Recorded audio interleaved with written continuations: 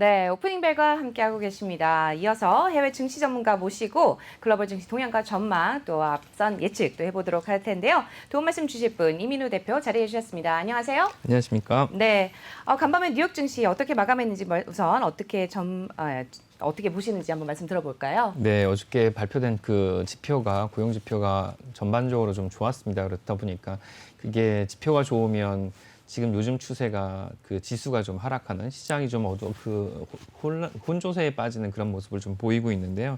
어제도 그런 모습을 좀 보였습니다. 그 뭐 S&P랑 다우는 다 조금씩 상승을 했는데 나스닥은 약간 빠졌죠. 사실 의미 없는 숫자가 좀 빠졌는데 뭐 그렇게 빠졌다고 말할 수도 없는 것 같고요. 이제 그 맵을 보시면 아시겠지만 그 이제 같은 그 섹터 안에서도 상승 종목과 하락 종목이 같이 보이는 모습입니다. 그래서 대형 종목일수록 약간씩 조정이 좀 있었고요. 작은 종목일수록 약간 상승을 좀 하는 모습을 보이고 있는데 전반적으로 봤을 때는 이제 그 소비 민감 그 이제 경기 민감주인 그 금융과 그리고 그 이제 소비주 그리고 그 산업주가 전반적으로 상승을 좀 했다고 볼 수가 있고요. 뭐 기술주가 약간씩 조정을 받았는데 이렇게 큰 의미가 있는 것 같지는 않고 저기 있는 것들이 이제 시장에 이렇게 영향을 미친다기보다는 지금 현재 여기에서 다른 그 요즘 유행이 되고 있는 밈 주식 쪽으로도 약간 관심이 좀 가고 있는 게 아닌가 그런 생각이 좀 듭니다. 그래갖고 그 국내 성악개미들이 요즘 밈 주식이 많이 뜨고 있으니까 그거 이렇게 많이 보도가 되고 거기 급등하고 있으니까 거기 참여하시는 거 생각하시는 분들이 계실지도 모르는데 지금 시장이 약간 보합세에 있다 그래서 그게 재미없다고 하셔서 거기 너무 이렇게 또 이렇게 참가는 안 하셨으면 하는 그런. 근데 뭐 밈주식에 투자한다면 어차피 단타하겠죠? 예, 그렇습니다. 뭐 밈주식 중에 대표적으로도 뭐 넷플릭스가 있긴 했었는데 넷플릭스나 준비디오가 있긴 했었는데 네네. 그런 그 실적이 나는 그런 주식도 말고도 지금 밈주식이라는 건 사실 계속 이제 트렌드를 타기 때문에 뭐 이제 그 게시판에 뭐가 올려냐에 따라서 이제 달라지지 않습니까? 새로 업데이트가 되는 종목들이 들어가고. 그러니까 비욘드 미트. 예, 비욘드 미트도 들어가고 뭐 AMC도 들어가고 그러는데 그 앞서서 뭐 말씀해 주셨던 그 AMC도 급등하고 뭐 그런 것들 또 비욘드 미트도 사실 비욘드 미트는 이제 그 실제로 시식한 분들은 그걸 어떻게 먹겠냐 이렇게 얘기를 하지만 그 이제 뭐 이런 그 이 콜라 유통망을 통해서 더 공급망이 늘어난다 뭐 이런 기대감 때문에 잠깐 올라왔지만 실제로 그렇게 수익을 내는 기업은 아니었거든요. 이제 그런 부분에 있어서 봤을 때 비욘드 미트가 맛이 없답니까? 네, 그거 구우면 실제 고기랑 차이가 굉장히 많이 나서 그거 이제 그런 거를 좋아하시는 분들이 드셨다가 좀 실망을 많이 하셨다고 그러더라고요. 네. 개인 식성 차이는 아니고요. 예, 그건 아닌 것 같습니다. 네. 이제. 굽는 굵기의 차이도 아니고 그냥 예. 엄청 차이가 나는군요. 예. 아무래도 대체 육기 아직까지는 좀 활성화되기에는 좀 문제가 있는 것 같다. 예. 그래서 이제 그런 실제로 실적과 그러니까 지금 이렇게 맵에서 보신 것처럼 실제 시장은 보합 상태에 이제 갇혀 있는 거기다 모습인데 조미료 좀 치면 안 될까? 조미료 뭐 가능성이 예, 있겠습니다. 그래서 조미료 많이 난다 그러더라고요. 그런 거는 이제 말씀하신 대로 이제 그런 조리법이나 그런 식성이나 이런 것보다는 그런 그 조리법에서의 그런 네. 차이가 많이 나고 또 다른 뭐 AMC 같은 것도 사실 실적이 뿐만 아니고 미래의 산업으로서의 그 전망이 좀 어둡지 않습니까? 그죠? 영화관이 미래 산업 전망이 어둡다. 네. 전 꼭 거기에 동의하지는 않습니다. 이 영화관에 가는 사람들이 그러면 집에서 뭐 넷플릭스나 디즈니 플러스가 나왔다 그래가지고 영화관에 안 갈까? 네. 그거는 아니지 않을까요? 네, 이제 전체 총수요가 늘어난다기보다는 이제 말하자면 성숙기 단계에 들어서서 그건 그렇겠죠. 성장성은 네. 이제 더 떨어졌다 이렇게 보는 건데 아마 이제 그렇게 본다 그러면 그 AMC에 들어가는 자금은 성장성보다는 뭐 공매도가 그 네. 공매 잔고가 있는 걸 보고 네. 그거에 대한 이제 대체로 들어간 거다 뭐 이렇게 볼 수가 있겠죠. 네. 근데 지금 간밤에 대형 기술주들이 많이 빠졌지 않습니까? 예, 전 그렇습니다. 그거 보면서 뭘 느꼈는가 하면 오늘 밤에 그 개인 소비 지출 물가 지수 나오잖아요. 예. 여기 미리 반응하는 거 아닌가 싶은 생각도 드는데 네. 어떨까요? 좀 높게 나올 건 분명하지 않습니까? 예, 그렇습니다. 근원으로 따져서는 1.8인가 그랬고 예. 이게 2가 넘어갈 것 같다라는 얘기도 예. 나오는데 어떻게 네. 보세요? 그렇죠. 그 근원으로 봤을 때 1.8이면 사실 더 2는 훨씬 더 넘을 것으로 좀 보입니다. 네. 그러니까 특히 그 에너지 부분이 많이 반영이 됐기 때문에 그리고 그 도시 생활 물가는 지금 뭐 뉴욕이나 이런 대도시 같은 경우는 뭐 실제로 들어보니까 이미 그 에너지 수요, 뉴욕, 뉴저지 같은 경우는 물가, 이제 식료품가나 자동차 운임비가 굉장히 많이 늘어났다고 해요. 그러니까 이제 말씀하신 대로 근원을 제외한 실제 물가는 많이 늘어났을 것으로 보입니다. 네, 그리고 어제 그 블랙록 그 지정학적 리스크 보고서 말씀해 주신다 그랬죠. 좀 설명을 좀 해주시죠. 예, 그 블랙록은 이제 전 세계에서 가장 큰 그 운용사 중에 한 군데로서 그 자산 규모가 90조 원이 넘는 그런 그 이제 운용사인데 거기서 이제 그 분기별로 그 자세한 그 이제 지정학 리스크 리포트를 내고 있습니다. 근데 그 리스크 리포트를 제가 찾아보니까 여기서 뭐 전반적으로 실제 물리적으로 지역적인 그 문제가 발생했을 때 그 리포트 상에 이제 점수를 매겨서 리스크가 얼마나 발생했는지를 표로 만들어서 이제 발표를 하고 그 요인들이 왜 그런지 분석을 하고 있는데요. 그 그래프를 한번 보니까 최근에 2017년 그 이제 1월부터 나온 그 표를 보게 되니까 제가 화살표로 표시한 부분이 이제 그 첫 번째 화살표가 북한의 그 핵실험 ICBM 그 핵미사일을 운반할 수 있는 ICBM 실험이었고 두 번째가 미국의 그 철강 관세. 맞습니다. 관세에 대한 이야기고 이제 세 번째는 G20 회의에서 이제 근데 이제 G20 회의도 어떻게 보면 이제 정치적 그 지정학적인 리스크로 이제 평가를 하고 있더라고요. 그리고 네 번째가 미국이 그 이란과 이제 이란에서의 철수, 그러니까 그 협상 철수 그 얘기고 다섯 번째는 이제 그 팬데믹 위기가 왔고 이제 맨 마지막은 이제 미국의 그 대통령 선거인데 지금 화살표가 내리막으로 돼 있고 파란색이 쳐진 거는 전 지구적으로 코로나 팬데믹에 이제 빠졌기 때문에 이런 그 지역적 리스크는 사실 사라졌다 이렇게 평가를 하고 있습니다. 그리고 지역적 리스크가 사라졌기 때문에 물리적 리스크, 물리적인 충돌에 대해서는 아예 그 위험성이 그러니까 시장이 항상 그런 지정학적인 요인에 대해서 어느 정도 경계심을 가지고 바라보고 있는데 그러니까 그렇죠. 쭉 그 그래프가 보였던 것처럼 근데 지금 현 상황은 모든 관심이 팬데믹에 쏠리다 보니까 그런 그렇습니다. 지정학적인 요인에 대해서 신경을 쓰질 않고 있다라는 그런 뜻이죠. 예, 그렇습니다. 그래서 지정학적 리스크가 실제로 물리적으로 있을 때는 항상 경계심을 가지고 있다가 그게 사라지고 나니까 그런 경계심이 전혀 없어졌다.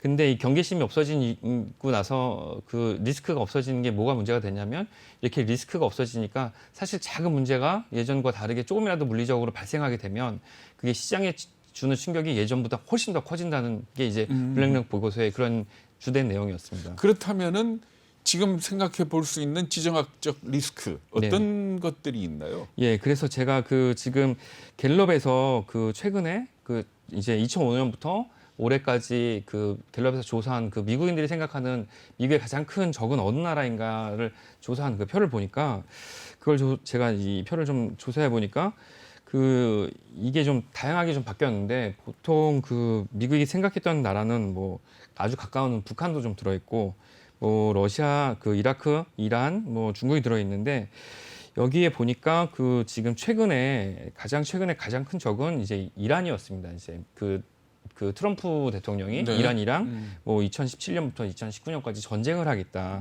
뭐 이런 얘기를 했었고 러시아랑 스캔들이 있어서 러시아도 어떤 그 이제 가장 적대국이 됐었는데 최근에 코로나 팬데믹 그 이후부터 그 이제 그리고 또 무역 분쟁 이후부터 중국이 여기에 이제 드러나기 시작했죠. 언론 보도와 그 중국이 무역 분쟁을 시작하면서 그리고 코로나 팬데믹 이후에 중국이 급격하게 드러났는데 그게 어느 정도냐면 이란이랑 미국이 전쟁을 하기 직전까지 갔었는데 그 수준까지 올라오고 있는 거고요.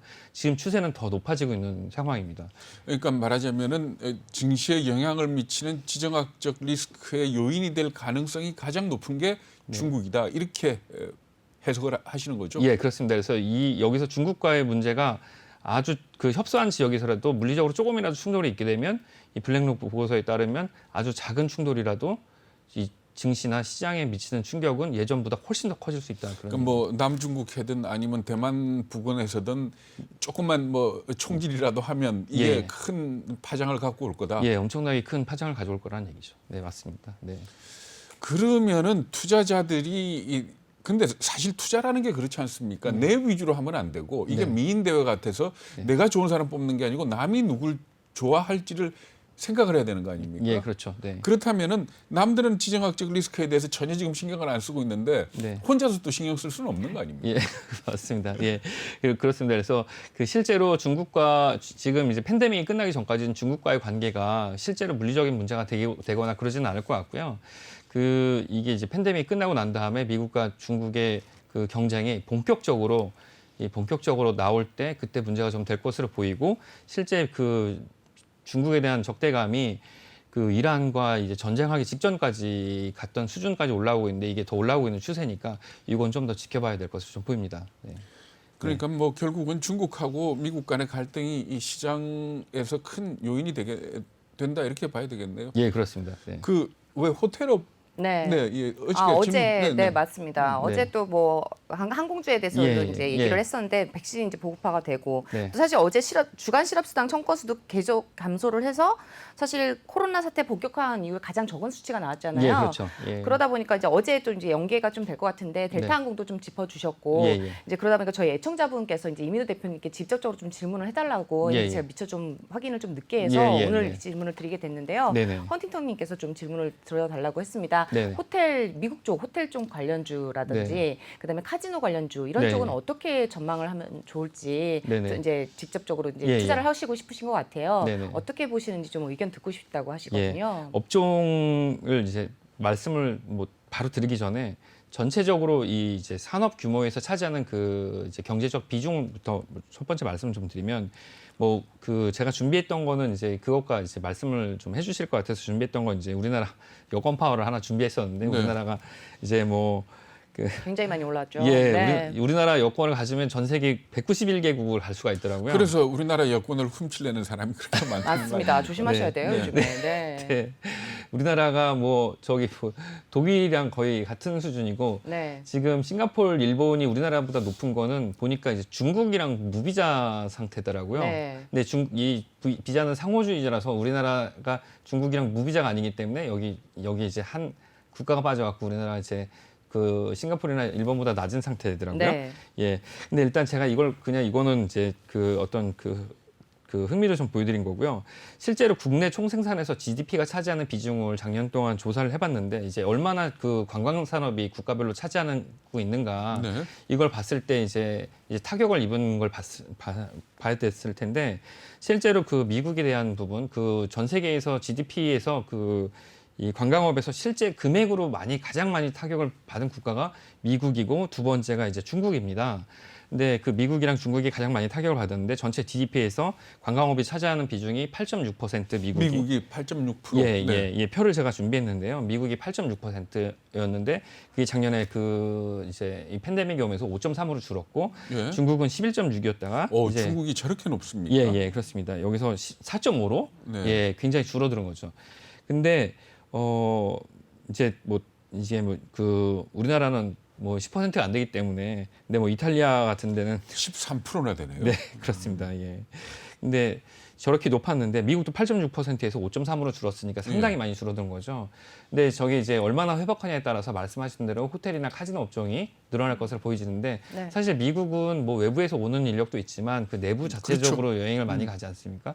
그래서 대표적인 업종을 제가 좀 확인을 좀 해봤어요. 그래갖고 호텔 중에는 그 호스트 호텔이 이제 가장 큰 호텔 체인. 예, 호텔 체인이고 네. 업종이기 때문에 그 주가 그래프를 한번 준비를 하고 그리고 4월 베이지북에서 그 호텔업과 관련된 부분을 제가 인용을 좀 해봤는데 그 4월 베이지북에 나온 내용은 이제 그 부분만 제가 따와서 보니까 4월 달 3, 4월 두 달 동안 이제 나온 내용은 신규 최대 고용이 됐던 거는 이제 제조 관광 건설이었는데 그 중에서 관광업이 제일 눈에 띄었고 그 여가 활동이랑 여행업 증가 그리고 이제 현금을 지급해서 이제 정부의 지원금 같은 게 많이 늘어났다 이렇게 보는데 제가 이제 좀 눈여겨봐야 될 건 그 호스트 호텔의 이제 그래프입니다.